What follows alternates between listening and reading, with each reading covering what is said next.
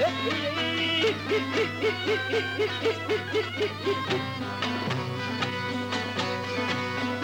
kimse yanmasın yar, yanın gelir oldu. Rekmenim ölü gözden, akın gelir yaşıma.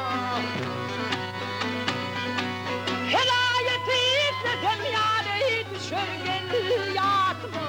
Fakirim değilim gelir, kemat oğluylar. Aleyhi